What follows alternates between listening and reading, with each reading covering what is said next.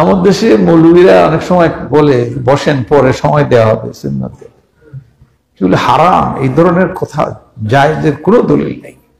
আল্লাহর ঘরে আপনি নামাজ পড়তে নিষেধ করেন, আপনারা কে দিচ্ছে ক্ষমতা? আবার লাল বাতি জ্বালায়, লাল বাতি জ্বালানোর সময় নামাজ পড়বেন না, একেবারে গুনার কাজ, ছোটখাটো না। ওমান আযলামু মিম্মান মানাআ মাসাজিদাল্লাহি আন ইউযকারা ফীহা ইসমুহু, ওর চাইতে বড় জালিম কি যে আল্লাহর ঘরে নামাজ পড়তে নিষেধ করে, আল্লাহর নাম নেয়। আল্লাহ তাইলে আল্লাহর নামাজ কেমনে পড়ে? আল্লাহু আকবার, আল্লাহর নাম নিয়ে পড়তে হয়। তো এই কথা বলারও কোনো সুযোগ নাই। এখন বসেন, পরে সুযোগ দিব না। আপনি কে? আপনি সুযোগ দেয়ার কে?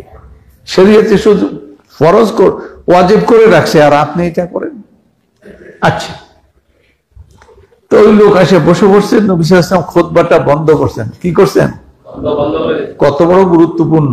খুতবা বন্ধ করে তাকে জিজ্ঞেস করলেন, আস-সাল্লাইত, তুমি কি নামাজ পড়ছো? তখন সেই লোক কি বলল? লা ইয়া রাসূলুল্লাহ, আমি পড়ি নাই। নবী সাল্লাল্লাহু আলাইহি ওয়াসাল্লাম, কুম, দাঁড়াও, ওয়ারকা রাকাতাইন, 2 রাকাত আগে মারো। ওয়ারকা রাকাতাইন, খালি ব্যাপারটা ছোটখাটো না। তাহলে নবী সাল্লাল্লাহু আলাইহি ওয়াসাল্লাম নিজের খুতবা বন্ধ করে তাকে জিজ্ঞেস করলেন। লক্ষ্য করলেন, লোকটা ডাইরেক্ট ঢুকে বসে পড়ছে। আচ্ছা, তাহলে 2 রাকাত নামাজ পড়বেন, এরপরে বসবেন, আর নামাজ পড়বেন না। আর যারা আগে এসেছিলেন তারা তো 2 রাকাত পড়ছেন। কিংবা কাবলাল জুমা বলে আমার দেশে, কাবলাল জুমা সুন্নত না, এদের কোনো দলিল নেই। আপনি 2 রাকাত তো পড়বেন মসজিদের সম্মানে, এরপরে বসে থাকলে ইমাম আসা পর্যন্ত বসতে পারেন, অথবা আপনি 2 রাকাত করে 100 রাকাত মারেন, কোন শরীয়তে নিষেধ করে না। আপনি নামাজ পড়তেছিলেন, কিন্তু ইমাম যখন আসলো আর নামাজ, আপনি আর নতুন নামাজ পড়বেন না, মনে রাখতে হবে। আচ্ছা, তাহলে মসজিদে এসে এই জুমার দিন কাবলাল জুমার সুন্নতে নিয়ত করে কাবলাল জুমা, এগুলি বেদাত বেদাত বেদাত। কাবলাল জুমা বলতে কিছু নাই। হ্যাঁ, বাদাল জুমা আছে। জুমার নামাজ শেষ হলে আপনি মসজিদে যদি এইখানে পড়েন, আপনি বাইরে কোথাও যাবেন, বাড়িতে যাবেন না, তাহলে তো এইখানে পড়তে হবে। এইখানে পড়লে 4 রাকাত পড়বেন। কয় রাকাত? আর বাড়িতে যদি আপনি ফিরে যান এখান থেকে, তাহলে 2 রাকাত কোথায় পড়বেন? বাড়িতে, এখানে না। ওই বাড়ির 2 রাকাত আর এখানে 4 রাকাত সমান। খালি মসজিদে পড়লেই দাম বেশি তা না, সময় মতো শরীয়ত মতো হতে হবে। সুতরাং এইখানে শুধু ফরজ আর তাহিয়া, এই যে আমাদের দেশে এশার নামাজ হলে সমানে নামাজ পড়া শুরু করে, বিতের পর্যন্ত পড়ে, অথচ বিতের যদিও এদার এশার পড়ে, কিন্তু এশার সঙ্গে না। এটা আপনি যদি তাহাজ্জুদ পড়েন তাহলে শেষ রাতে পড়বেন, আর তাহাজ্জুদ না পড়েন শোয়ার আগের নামাজ, বিছনায় যাচ্ছেন তার আগে ভিতরটা পড়ে শুয়ে পড়েন। আমাদের দেশে ভিতর শুরু করে, আর একজনের তাড়াহুড়া আছে, জোতা লইয়া দাঁড়ায় রয়েছে, উনিও যেতে পারেন না, ওনার সব নামাজ শুরু করছে। এই জন্য গুনাহগার আপনি হবেন যারা নামাজ পড়তেছেন, কারণ এই লোকটার প্রয়োজন ছিল, যেতে পারছেন না আপনার জন্য। অতএব এগুলি করতে নাই, অভ্যাস করেন। নবী সাল্লাল্লাহু আলাইহি ওয়াসাল্লাম বলছেন, লা তাজআলু বুয়ুতাকুম কুবুরা, তোমরা তোমাদের ঘরগুলিকে কবর বানিও না। কবর মানি কবরে তো ইবাদত নাই, কাজেই ঘরে ইবাদত করবা না, খালি এখানে না, ঘরে সুন্নত নফল যত সব হইতের সব ঘরে। আর তুমি পড়লে তোমার ছোট ছোট নাতি পুতি ছেলে পেলে আসে পাশে খাড়ায়, আবার তোমার দিকে চায়, আবার কেমন করে ও নামাজের অভ্যাস হয়ে যায়, বুঝে আসছে? এইগুলো ঘরে নামাজ পড়তে হয় বেশি করে ঘরে। আচ্ছা, তাহলে আপনি এটা করলেন, মসজিদে ঢুকে এবার খুতবা শুনবেন। কি শুনবেন? কোরআনে কারীমে বলা হয়েছে, ইয়া আইয়ুহাল্লাযীনা আমানু, তোমরা যারা ঈমান এনেছো শোনো, ইযা নুদিয়া লিস-সালাতি মিন ইয়াউমিল জুমআহ, জুমার দিনের নামাজের জন্য যখন আজান দেয়া হয়, ফাসআউ ইলা যিকরিল্লাহ, তখন আল্লাহর স্মরণে ধাবিত হও। সালাতটাও যিকির আর খুতবাটাও কি যিকির। এখানে খুতবা বলতে, এখানে যিকির বলতে খুতবার কথা বলছে। ফাসআউ ইলা ইস্তিমাইল খুতবা, খুতবা শোনার জন্য মসজিদে ধাবিত হও। ফাসআউ, ফরজ, আল্লাহর হুকুম, সব কাজ বাদ দিয়া দ্বিতীয় আজান যেটা, এটা প্রথম আজানটা না। প্রথম আজান তো হযরত ওসমান রাদিয়াল্লাহু তাআলা আনহুর সময় চালু হয়েছে, এর আগে ছিল না। নবী সাল্লাল্লাহু আলাইহি ওয়াসাল্লামের জমানায় দ্বিতীয় আজান এখন যেটা হয় এটাই ছিল। বলে এটা কি বিদআত হয়নি? না। কেন বিদআত হয়নি? আলাইকুম বিসুন্নতি ওয়া সুন্নাতিল খুলাফায়ে রাশিদিন আল মাহদিয়িন, তোমরা আমার সুন্নত পরিপালন করবে আর খুলাফায়ে রাশিদুনের সুন্নত। তাইলে নবী সাল্লাল্লাহু আলাইহি ওয়াসাল্লাম তাদের এই প্রবর্তিত ইসলাহাত, সংশোধন, এইগুলিও নবী সাল্লাল্লাহু আলাইহি ওয়াসাল্লাম সমর্থন আগে দিয়ে গেছেন। সুতরাং এটা বিদআত না, এটাও সুন্নাত। এখন আপনি মসজিদে আসলেন, আসে খুতবা শুনবেন, প্রথম 2 রাকাত পড়লেন, এরপরে বসে পড়লেন। এই খুতবাটা কোন ভাষায় হবে? আমার দেশে বলতে বাংলাদেশ, পাকিস্তান আর ভারত, এই 3টা দেশ ছাড়া পৃথিবীর কোথাও এই খুতবা নাই। মৌলবীরা করে কি, আগে আসে মেম্বারে ওয়াজ করে, এরপরে কি করে? খুতবা দেয়। তাইলে খুতবা তো একটা বক্তৃতা। এই খুতবা মানে বক্তৃতা, আরবিতে খুতবারে কয় বক্তৃতা। খতিব, খতিব এটা বক্তা। তাহলে আপনি বক্তৃতা করলেন, আগে আবার আরেকটা ওয়াজ করলেন, এটার অর্থটা কি? এগুলি বিদআত না? কারণ নবী সাল্লাল্লাহু আলাইহি ওয়াসাল্লাম কয়টা করছেন? এখন আপনি করলেন কয়টা? তো আপনারা কে কইছে আগে ওয়াজ করতে? আছেন কোন কিতাব থেকে, হানাফি, শাফিঈ, মালিকি, কোন একটাতে দেখান দেখি আপনি আগে যে এগুলো করেন, এটার জন্য জায়েজ করতে পাইছেন আপনি? জায়েজ নাই, হানাফি দলিলও নাই। অথচ মৌলবীরা এটা করে। কেন করে? করার কারণ হলো খুতবাটা দেয় কোন ভাষায়? আরবিতে। জনগণ বুঝে না, এই যে বোঝানোর জন্য আগে একটা ওয়াজ করে। হাই, ইন্না লিল্লাহি ওয়া ইন্না ইলাইহি রাজিউন। এই কাজ আমিও এক সময় করছি, অনেক আগে। যখন বুঝে আসছে তখন ছেড়ে দিয়েছি। আমি একবার ঢাকায় বাইতুল মোকাররমের বড় মসজিদ হলো আজাদ মসজিদ বলে, এটা গুলশানে। এই মসজিদে খুতবা দিচ্ছি, আরবিতে খুতবা দিলাম। সৌদি শেখ বিন বাজ হলেন সৌদি মন্ত্রী, ফুল মন্ত্রী মর্যাদায়, তিনি মুফতি। তার দ্বিতীয় ব্যক্তি কি মন্ত্রী কয়? প্রতিমন্ত্রী, শেখ মোহাম্মদ আল কাউদ, আমার খুব পরিচিত। উনি আসছেন বাংলাদেশের সফরে, আয়সা জুমা পড়লেন ওই মসজিদে, সৌদি রাষ্ট্রদূত পড়লেন। এরপরে আমি খুতবা দিলাম ফিলিস্তিনের উপরে, ফিলিস্তিন তখন কি জানি গন্ডগোল চলছিল, এটা খুতবা দিলাম। উনি জোয়ান নামাজ পড়ে রাষ্ট্রদূতের বাসায় গেছেন, গিয়ে গাড়ি পাঠিয়ে দিয়েছেন আমাকে নিয়ে যাওয়ার জন্য। তা আমি যখন গেলাম তখন উনি বললেন, তোমার খুতবা তো খুব সুন্দর খুতবা ছিল, কিন্তু তোমার জনগণ কি বুঝছে?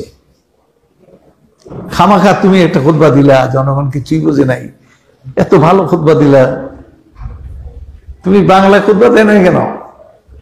তখন সৌদি রাষ্ট্রদূত কয় বাংলায় খুতবা দেওয়ার জন্য আমি বলছিলাম মসজিদে, এবং দিছিল, কিন্তু ইমাম সহ কয়েকজনে মিলে এ লাগছে না বাংলা খুতবা হবে না। তারপরে আমি বললাম যে তাহলে ঠিক আছে আরবিতেই দাও। এই হলো, সৌদিরা অবাক হয়, তারা আরব, কিন্তু আরবি খুতবা দিলাম কেন তার প্রশ্ন। তোমার বাংলায় নিষেধ করছে কি?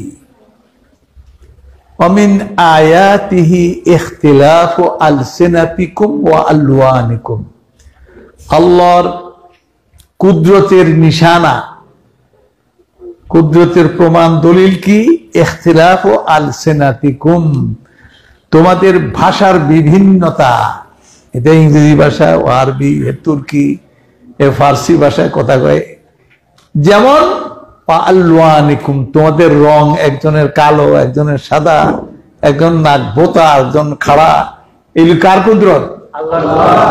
এটা যেমন বিভিন্ন রঙের হয়, মানুষ বিভিন্ন রূপের হয়, অনুরূপ ভাবে ভাষাও আল্লাহ তাআলার কুদরত।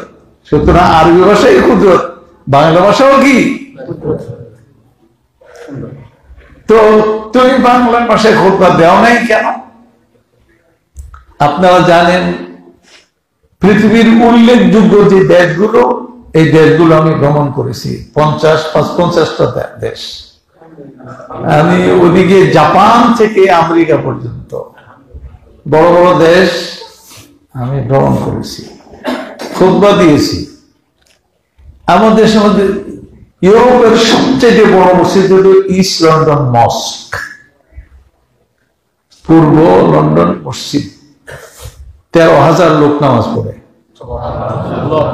ওই নামাজের মূল মসজিদের ফাউন্ডেশনটা বিসমিল্লাহ করছি আমি। এই মসজিদ উদ্বোধন করছে কাবা শরীফের ইমাম যখন পাকা হয়েছে। তো ওই মসজিদে যখন আমি যাই খুতবা দিই, আমি এখনো আপনাদের নোয়াখালীরই একজন ইমাম ওই মসজিদে,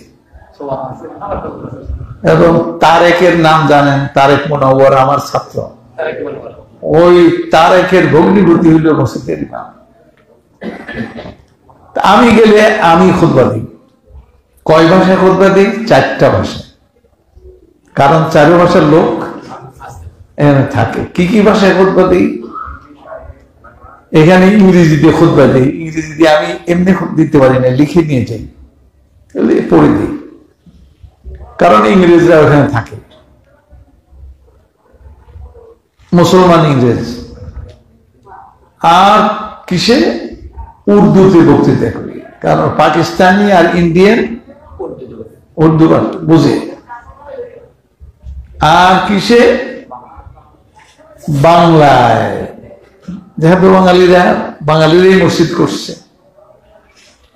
আর কিসে? আরবিতে, আরবরা মসজিদে নামাজ পড়ে, যে আরবরা ইংল্যান্ডে থাকে, 4টা ভাষা। আমি এরপরে আমি মালয়েশিয়াতে নামাজ পড়লাম, আমি অনুমতি করি নাই, ওখানকার গ্র্যান্ড মুফতি নামাজ পড়ছে মালয়েশিয়ান ভাষায়। কোন ভাষায় খুতবা?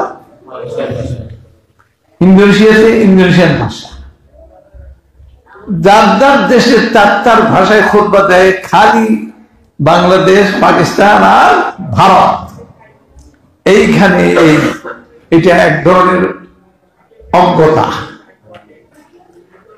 সুতরাং আপনাকে তো কোরআন হাদিসে বলা হয়নি, বরং এবার ফতোয়া শুনেন। এতক্ষণ তো খুতবা শুনলেন, ফতোয়া শুনেন। সৌদি আরবের গ্র্যান্ড মুফতি শেখ বিন বাজ, তিনি বলছেন যে সৌদি আরবে যারা পড়ালেখা করছে, এইখানে সৌদি বেতন নেয়, আর এখানে কি করে? দাওয়াত কাজ করে। আপনাদের নোয়াখালীর কয়েকজন আছে, আমার মাদ্রাসা ভাইস প্রিন্সিপাল আপনার নোয়াখালী, লক্ষ্মীপুর, ওই যে দায়রা বাড়ির আশপাশের কোথাও বাড়ি, মাহমুদুল হাসান, উনি ভাইস প্রিন্সিপাল। তো উনি কি বলছেন, বেতন ড্র করে সৌদি আরব থেকে, তো বলে আমাদের বেতনে যারা এই দেশে কাজ করে তারা যেন জাতীয় ভাষায় খুতবা দেয়। মাতৃভাষা না, কি ভাষা? জাতীয় ভাষা। আমাদের দেশে কয়েকটা ভুল করি, যেমন মাতৃভাষা, এটা একটা ফালতু কথা। মাতৃভাষা না, কি ভাষা? জাতীয় ভাষা। আরেকটা বলি করি মাতা পিতা না, পিতা মাতা। কিন্তু পত্রিকায় গাছের নানান জায়গায় কি লেখে? মাতা পিতা। না, এটা জাহিলিয়াত। পিতা মাতা, কারণ আদম আলাইহিস সালাম আগে আসছে, বিবি হওয়া পরে। তাও কোত্থেকে আসছে? আদম থেকে। কারো ছেলের সিন্নি খেলাম মোল্লাই ছিল না। সুতরাং পিতা মাতা, মাতা ওয়ালিদাইন, কোরআনের ভাষা কি? ওয়ালিদাইন, ওয়ালিদাতাইন না, মিথ্যা কথা না, মাতা পিতা না, পিতা মাতা। যাক, সব সাবধান করবেন, এগুলি বলবেন লোকদেরকে যে এটা ঠিক না, কোরআনিক পরিবেশে এরকম না। অবিল ওয়ালিদাইনে ইহসান, ওয়ালিদ থেকে ওয়ালিদাইন, ওয়ালিদা যদি হইতো ওয়ালিদাতাইন তাহলে হইতো মা, মাতা। আচ্ছা, গেল এটা। এখন কি করো? ফাসআউ ইলা যিকরিল্লাহ, আল্লাহর স্মরণ মানে খুতবা শুনতে যাও। তো খুতবা শুনবে, আর যদি না বুঝে তো সৌদি আরবের ফতোয়া কি? এটা গেল বিন বাজের। এরপরে দ্বিতীয় ব্যক্তি ছিলেন সালেহ বিন ওসাইমি, দ্বিতীয় আলেম ছিলেন। উনিও আমার দুজনই, শেখ বিন বাজ আমাদের খুব স্নেহ করতেন, খুব আদর করতেন। আমার বাড়ি ঢাকায় যে করি, প্রথম তলাটার টাকাটা উনি দিয়েছেন, শেখ বিন বাজ রহমতুল্লাহ আলাইহি দিয়েছেন। ওনার পক্ষ থেকে মাসে আমি 1000 কিছু বেশি পাইতাম, তখন অনেক আগে। তো আমি যখন নিজে একটু শক্ত হয়েছি, চলতে পারি, তখন এটা আর খাবো না, আর নেব না। অ্যাম্বাসেডার তাকে বলছে যে তুমি একটু চিন্তা করো ছাড়বা কিনা। আমি চিন্তা করছি, আমি আল্লাহ তাআলা আমার অনেক বরকত দিয়ে দিছে। দরকারটা কি? অন্যদের দেন আর ইয়ে করতে। প্রথমবারে আমার ফিরেছে, দ্বিতীয়বারে আমি যখন ছাড়ছি আর নেই, আলহামদুলিল্লাহ। তো যাই হোক, এখন খুতবা কোন ভাষায়? জাতীয় ভাষা, যাতে মানুষ বুঝে। কেন আগে একটা তিনটা আল্লাহ আঙ্গুল কটা দিছে, যদি আরেকটা হয় ধরতে সুবিধা হবে, কিন্তু দেখতে কেমন লাগবে? হ্যাঁ, 5 আঙ্গুলিয়া, 4 আঙ্গুলিয়া, 5 আঙ্গুলিয়া কয় না, 6 আঙ্গুলিয়া। কি করব? ওই 6 আঙ্গুলিয়া। কিন্তু 5 আঙ্গুলিয়া কারোর গালি দেয় না, কিন্তু মন্দ একটা বেশি করা যাবে না, যা হয়েছে তাই। সুতরাং খুতবা বাংলা ভাষায়, বাংলাদেশে কেবলমাত্র কি ভাষায়? জাতীয় ভাষায় খুতবা দিবেন। এই খুতবা দিলে, আমি এটা চালু করছি অনেক আগে। আমার দেশে হানাফি আলেমদের মধ্যে মুফতি বীর মোহাম্মদ খান, আপনারা যারা আলেম তারা নাম জানেন, খুব বড় আলেম ছিলেন, বাংলাদেশের 5 জন আলেমের একজন ছিলেন মুফতি ফয়জুল্লাহ, এই যে চিটাং বড় মাদ্রাসা হাটহাজারী, এরা মুফতি ফয়জুল্লাহ। আরেকজন মুফতি আমিমুল এহসান, উনি অনেক বড় আলেম ছিলেন, আমাদের উস্তাদ আলিয়া মাদ্রাসার হেড মুহাদ্দিস মুফতি। 2 আরেকজন সরসিনা মাদ্রাসার প্রিন্সিপাল আল্লামা তাজাম্মুল হোসেন খান, আমার বিয়াই হন, তার ছেলের কাছে নিয়ে দিয়ে দিছি। উনি আরেকজন মুফতি বীর মোহাম্মদ খান। 5 জন হলো বাংলাদেশ সেরা। তা আমি একদিন জুমার নামাজ পড়তে গিয়ে মসজিদে গেছি, তখন আমি আলেমে পড়ি, আলেম। তো গেছি কোথায়? বাইতুল মুকাররমে। গিয়ে দেখি নামাজ শুরু হয়ে গেছে, মানে খুতবা শেষ, খুতবা শুনতে আসছি। পরে দিছি দৌড় কোথায়? ওই মৌলভীবাজার মসজিদে। মৌলভীবাজার মসজিদ পুরান ঢাকায়, এই মসজিদে খুতবাটা দেরিতে হয় শুনছি। গিয়ে দেখি মুফতি বিন মোহাম্মদ খান উনি মাত্র মসজিদে ঢুকতেছেন, আর ওখানে মসজিদ নামাজ হয়ে গেছে, উনি না ঢুকতেছেন। ঢুকেই উনি মেম্বারে উঠলেন, আজান দিল। এরপরে উনি সমানে উঠতে, আমি কিছু ওয়াজ করতেছে, আমি তো মশলা জানা ছিল না। উনি ওয়াজ করতেছে, খুতবা দিব পরে কোন সময়। পরে দেখি যে উর্দুতে শেষ করলেন, তার মানে উর্দুতেই খুতবা উনি দিতেন।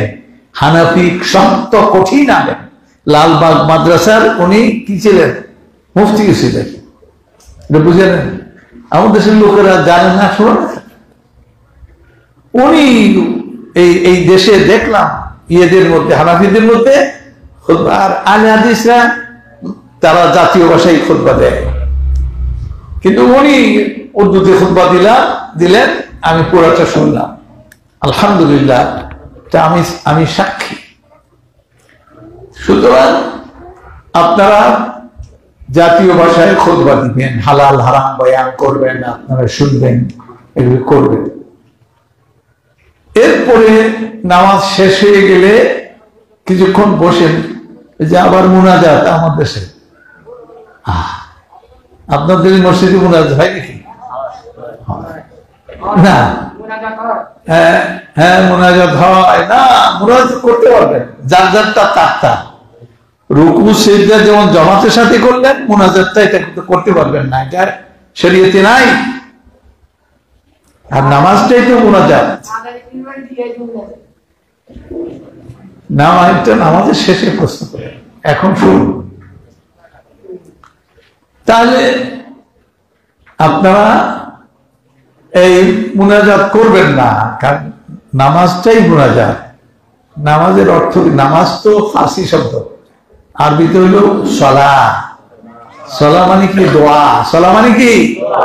দোয়া। তো বিসমিল্লাহ করে দোয়া, রুকুতে দোয়া, দাঁড়াইলে দোয়া, সিজদা করলে দোয়া, সিজদা থেকে দুই সিজদার মাঝখানে বসা দোয়া, এরপরে আত্তাহিয়াতের পরে সমানে দোয়া। না, এত দোয়া আমরা দোয়াগুলি বাদ দেই, খালি ওই প্রথমটা একটু কই, 3 ভাগের 1 ভাগ, সব জায়গায় 1 ভাগও না, আর বাকিগুলি বাদ। তো কাজীর নামাজ সালাম ফেরানোর পরে তসবিহ আছে, এদিকে আয়াতুল কুরসি পড়লেন, তসবিহ করলেন, আল্লাহুম্মা আনতাস সালাম মিনকাস সালাম তাবারাকতা ইয়া যাল জালালি ওয়াল ইকরাম, আল্লাহুম্মা আইনি আলা যিকরিকা ওয়া শুকরিকা ওয়া হুসনি ইবাদাতিক। এরপরে আল্লাহুম্মা লা মানিআ লিমা আতাইতা ওয়া লা মুতিয়া লিমা মানা'তা ওয়া লা ইয়ানফা'ু যাল জাদ্দি মিনকাল জাদ। এরপরে লা ইলাহা ইল্লাল্লাহু ওয়াহদাহু লা শারীকা লাহু। এইগুলি আছে নামাজের পরে, যারটা পড়বেন। আর মুনাজাত করতে চান আপনি করতে পারবেন একা একা, কিন্তু জমাতের সাথে করলে জমাতের এটা অংশ হয়ে যায়। জমাতের কি হয়ে যায়?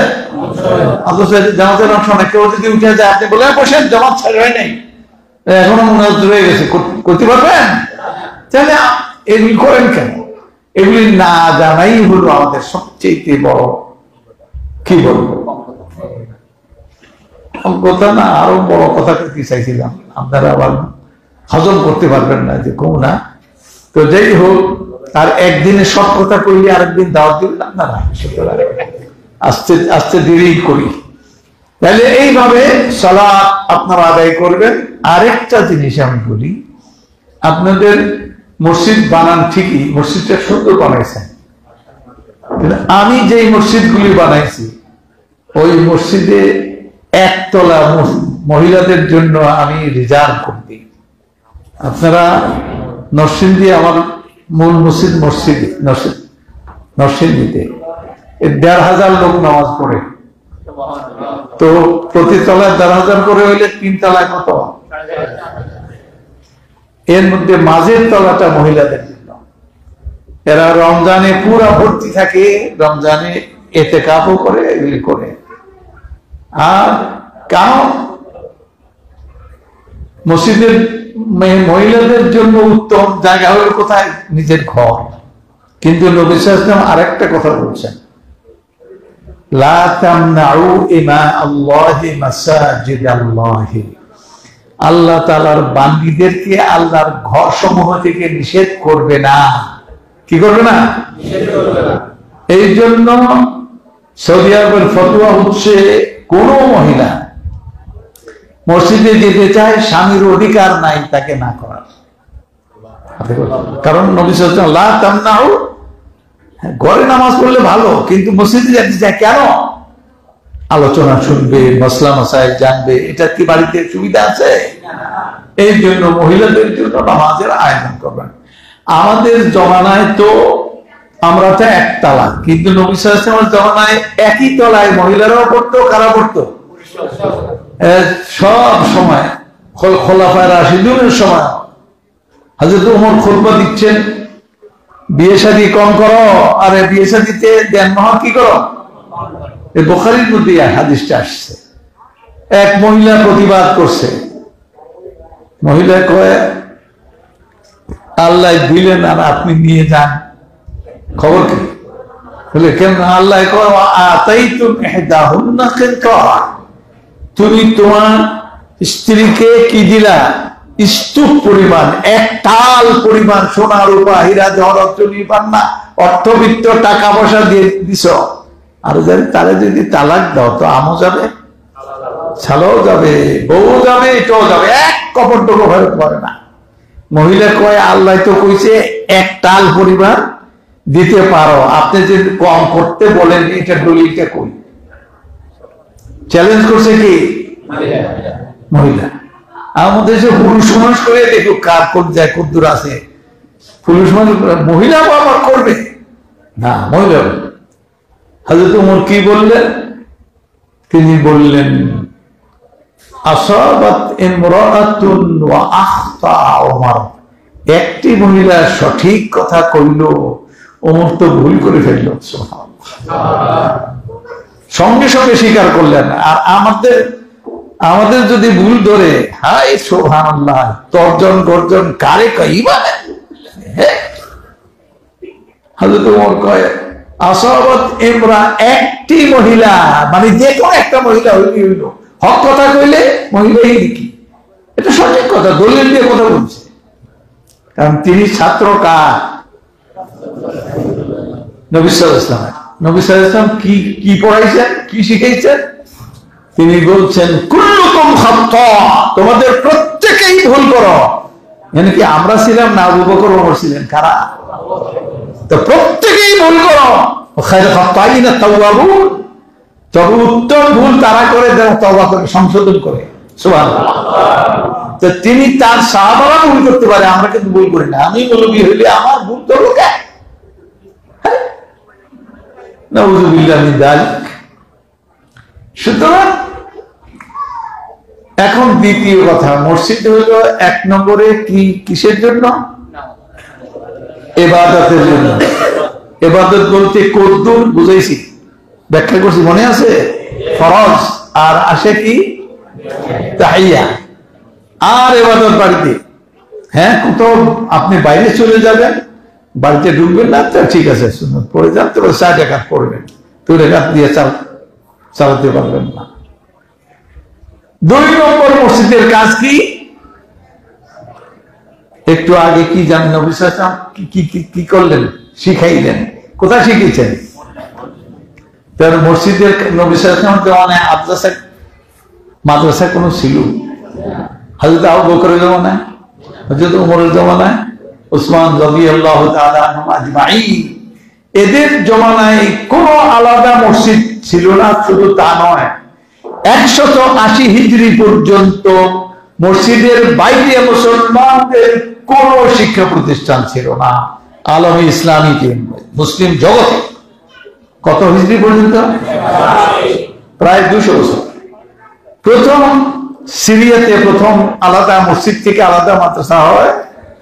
এই মসজিদের মাদ্রাসার নাম আল মাদ্রাসাতুস সাদিরিয়া। এই মাদ্রাসাটা আলাদা হয়, এই প্রথম শুরু হলো। এর আগে মসজিদে ইংরেজি, বাংলা, অঙ্ক যা শিখান সব কোথায়? তালিম, এটা কি তালিম। আর আমরা মনে করি কোরআন হাদিস তাফসীর হাদিস এগুলি হলো ইসলাম, আর বাকিগুলি ইসলামী না, এটা মনে করি না? কি ঠিক না বেঠি? অঙ্ক শিখলে, ইংরেজি শিখলে, বাংলা গেছে।